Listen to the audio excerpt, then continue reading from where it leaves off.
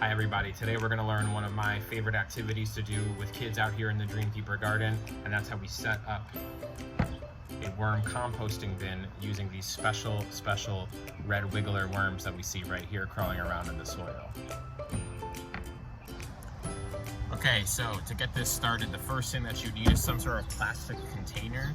Mine is just an old plastic tub that looks like this, and I poked some holes that are in the top of it, and that's gonna let those worms breathe, okay? So any plastic container will work. You can sometimes find some fancy worm composters online, but you can just use any plastic bin that you're able to get a hold of.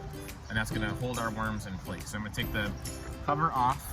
Okay, so the first thing that we need to add to our plastic bin here is a layer of what we call bedding. So the bedding that I'm gonna be using are just some old leaves that I was able to gather up from around our garden. You can use anything like some shredded newspaper, you can use cardboard, you can use sawdust, anything to give those worms a nice layer on the bottom. And you wanna make sure that your bedding is a little bit damp, not soaking wet. Your next layer are going to be the food scraps that you have saved up. Now you can save your food scraps maybe in the freezer until you're ready to add them into your bin. I just have some old cabbage and kale leaves that I'm going to put down right here in our next layer. And I'm going to try to tear them into small pieces. The smaller the pieces you tear them into, then the easier time those worms are going to have to eat them. So just tearing them into small pieces, putting them in one layer across the top like this. You want to avoid in your worm bin, you could put almost any food scraps that you want, but you want to avoid things like meat or cheese, or whole eggshells aren't good for your worms, and things like citrus peel. So your orange, your lemon, and your lime peels, you don't want to add those into your bins either. The next thing that we're going to add into our bin are actually going to be our red wiggler worms. Now, we have a couple of bins going in our garden, so I'm able to just get some worms out of those bins to add into here. You can see inside this container, I have a bunch of different worms, and those are all our red wiggler worms. So you can order these offline. You can order them through different garden magazines or companies that you might find.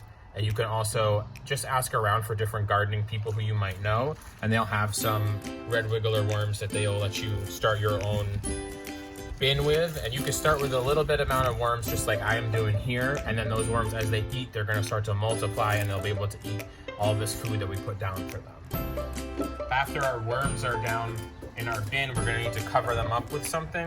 So I have inside a bucket over here, I have some pieces of cardboard that I've been just soaking in a little bit of water, and they're not soaking wet, but they are damp.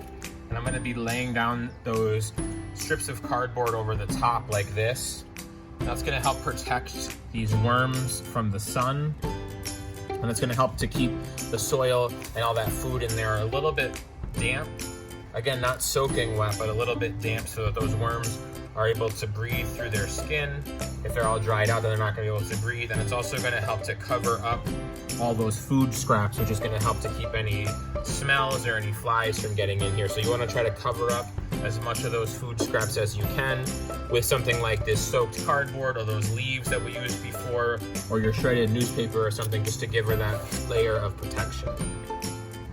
And then for our last layer, I'm just gonna put a cover back on our container like this, and that cover is going to help protect our worms inside here. And I'm gonna find a nice dark spot to put our worms into to help protect them even more.